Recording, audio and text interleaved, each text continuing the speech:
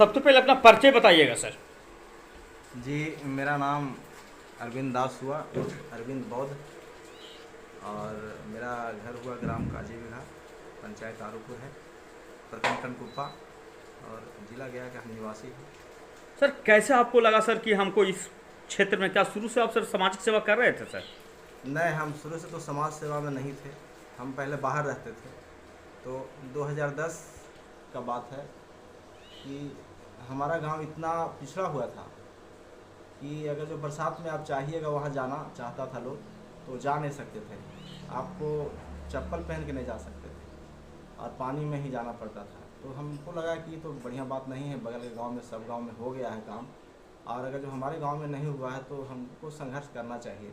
कोई ना कोई होगा, आदमी जब तक तैयार नहीं होगा कि भाई, ये वो कहावत नहीं है कि बिलैया के गलबा में घंटी कौन बांधे। तो हमको लगा कि भाई किसी को तो करना पड़ेगा। तो हम उसके लिए तैयार हुए और संघर्ष किए।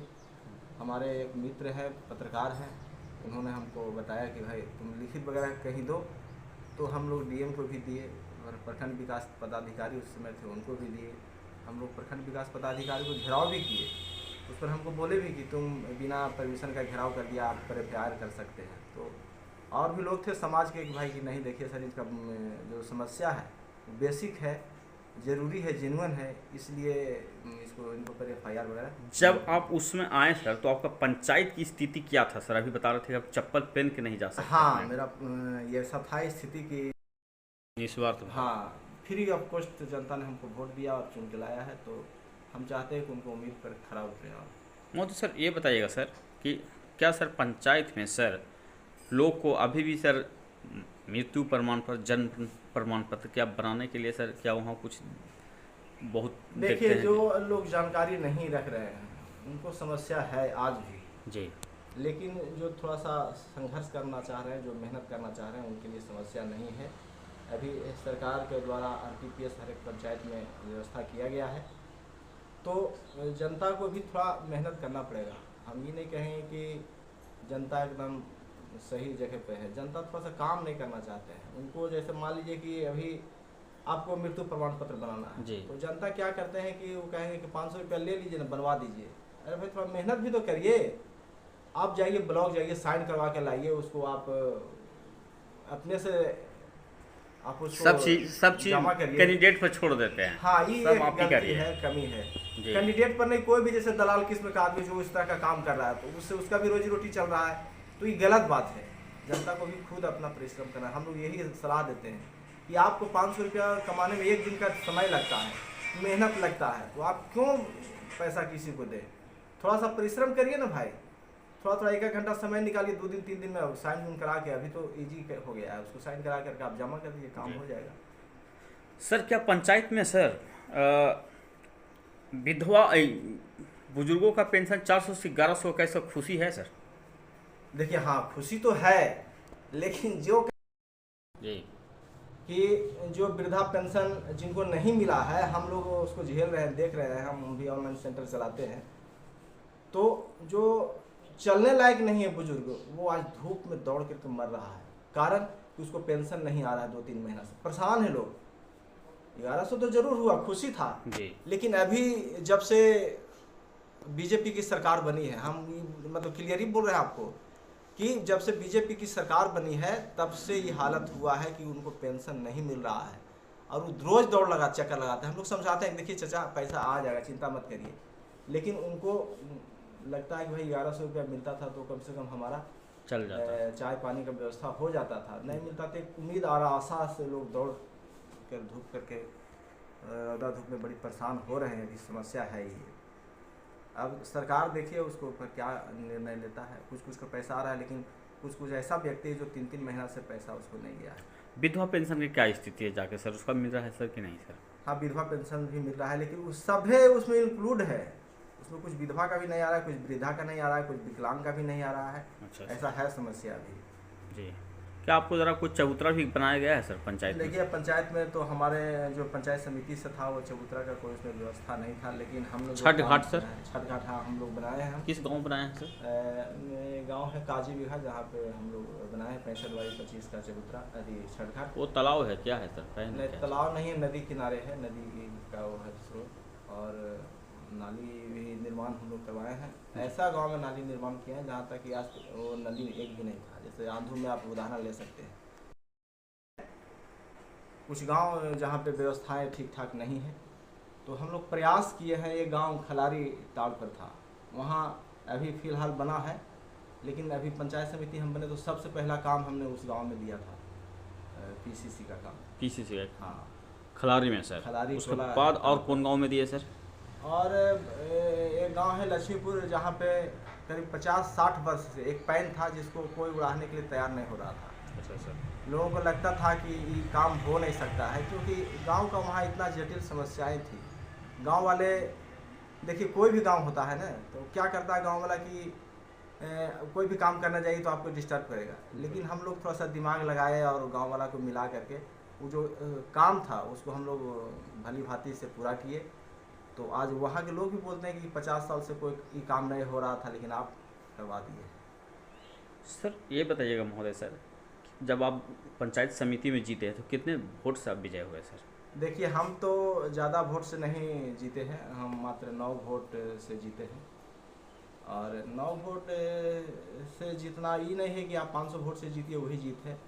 जीत हार का मज़ा तब होता है जब दोनों पक्ष और विपक्ष टक्कर में हो। बिल्कुल सर। और एक थोड़ा सा से जीते तब मज़ा। हाँ, तो ये था कि हमको एक विश्वास था कि हमने ईमानदारी से काम किया है जनता के बीच में, तो ज़रूर उसका फल हमको देंगे। और हम जो चुनाव जीते हैं बिल्कुल निःशुल्क। लोग कहते हैं कि राजनीतिक में पैसा ही खर्च करिए तभी आप चुनाव जीतिएगा, लेकिन हम ऐसा नहीं मानते हैं, क्योंकि हम जो जीते हैं तो हम ये चाहेंगे सबसे पहले, अगर जो हमारी बात पहुंचती है तो हम चाहेंगे कि प्रत्येक जो पंचायत है, पंचायत स्तर पर एक ऐसा सेंटर का निर्माण किया जाए जहां पे SC ST और OBC के बच्चों को सामाजिक संवैधानिक व्यवस्थाओं के बारे में बताया जाए। क्योंकि आज जो हमारा देश में है वो संविधान के बारे में सारा कुछ अधिकार संविधान में है, लेकिन संविधान के बारे में लोगों को जानकारी नहीं है। तो उसके लिए प्रशिक्षण सरकार दे अपना तरफ से, क्योंकि संविधान की जानकारी होगा तो सारा व्यवस्थाएं उसके पास हो सकता है। अगर जो आपके पास में शिक्षा है, और शिक्षा के मतलब हुआ डिग्री प्राप्त करना नहीं, सामाजिक शिक्षा भी हो। जब तक सामाजिक शिक्षा नहीं होगा तब तक आप जो चाहते हैं वो नहीं हो सकता है। नहीं तो फिर आप ही का व्यक्ति जो जज और कलेक्टर बनेंगे, DM और SP बनेंगे, वो भी उसी नर्क में जाकर डूब जाएंगे, वो भी वही व्यवस्थाएं में चले जाएंगे और वहाँ भी गोड़ पूजने लगेगा।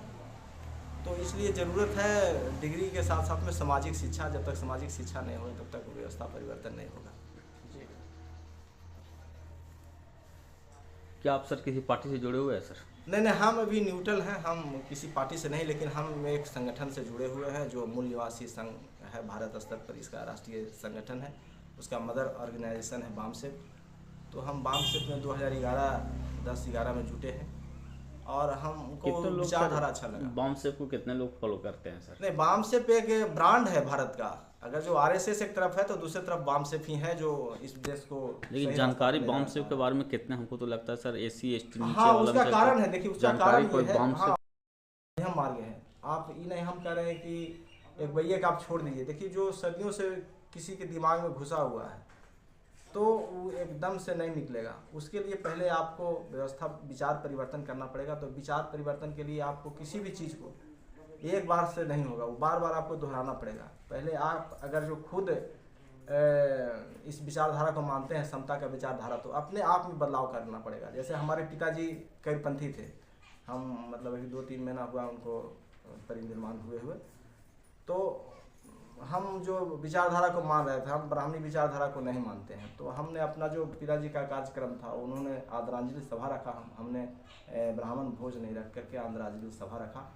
और उसमें हमने वक्ता को बुलाया जो समाज के लिए कुछ दिशा दे सके, दशा दे सके। और जो अंधविश्वास है उसके हम ख़त्म करने के लिए, अंधविश्वास होता क्या है उसके लिए लोगों को, वक्ता वैसे जो थे उनको बुलाए, हमने जादूगर वगैरह को बुलाया और लोगों को बताया कि ये व्यवस्थाएं ठीक नहीं है। क्योंकि जिसमें आपको शोषण किया जाए, स्वर्ग और नरक की जहाँ बात होती है, तो अगर जो स्वर्ग कहीं होता तो आप अगर जो हमको बता रहे हैं कि दिल्ली में भैया सोना बहुत है, तो पहले आप लाइएगा ना भैया, कि हमको आप वहाँ जाने दीजिए। एकदम न जाने दें। तो जो व्यक्ति बता रहा है कि स्वर्ग है कहीं, तो स्वर्ग की कल्पना किया तो स्वर्ग में क्या क्या है, तो बोले ऐसा ऐसा व्यवस्थाएं हैं, तो पहले वो जाना चाहेगा कि आपको भेजना चाहेगा। लेकिन जो लोग स्वर्ग की लालसा दिखा रहे हैं, वो सत्ता में जाने के लिए जद्दोजहद कर रहे हैं, मार दौड़ कर रहे हैं। आज योगी जी देखिए, वो तो मठ का मालिक थे, लेकिन मठ में कहाँ बैठे हुए हैं, वो तो इस देश सत्ता का में भूख मिटा रहे हैं। हाँ, तो वो ऐसा सुना है सर। जो वामसेप संगठन है वो आर्थिक रूप से कमजोर संगठन है, और आरएसएस जो है वो करीब 1925 में उसका गठन हुआ था आरएसएस का। अच्छा। तो 100 वर्ष के आसपास हो चुका है, 100 वर्ष हो ही गया है 2025 के इसमें, तो लंबा समय उसका इतिहास है। और उसके पास में उद्योगपति जुटा हुआ है, तो उसके पास पैसा भी है। तो पैसा है तो समाज में पैसा से भी लोगों को जोड़ रहा है, उस विचारधारा को पैसा से फैला रहा है। लेकिन हमारे पास में पैसा नहीं, अर्थ नहीं है, तो हम अपना विचारधारा चाह करके भी आपके पास तक पहुंचा नहीं पा रहे हैं। संसाधन नहीं है, आपके पास मीडिया नहीं है। अब कहीं भी आप प्रोग्राम लगा रहे हैं, वामसेप का संगठन में जाइए ना, 10,000 का भीड़ लगता है जब राष्ट्रीय अधिवेशन होता है, तो कितना मीडिया वाला दिखाता है उसको?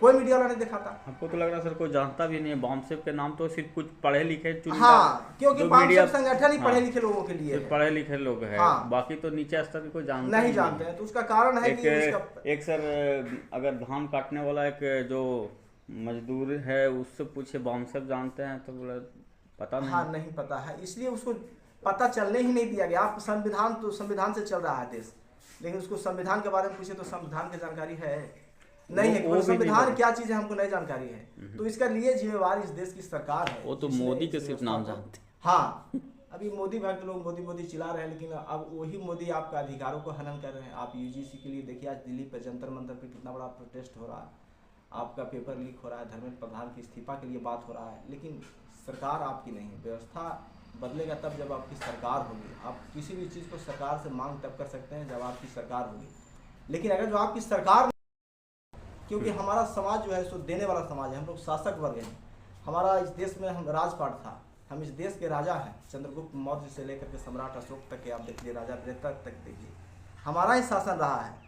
तो आज हम लोग मांगने की स्थिति में हैं, हो गया है, लोगों को बना दिया गया है।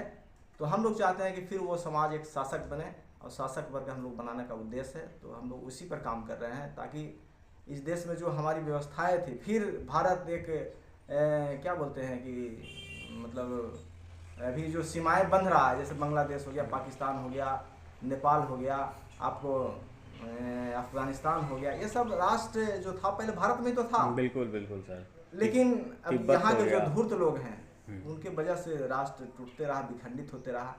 तो हम लोग चाहते हैं कि फिर वो एक राष्ट्र बने, एक ऐसा राष्ट्र जो दुनिया में लोग कहता नहीं कि सोने का चिड़िया, हम लोग सोने का हाथी बनाना चाहते हैं देश को, विशाल।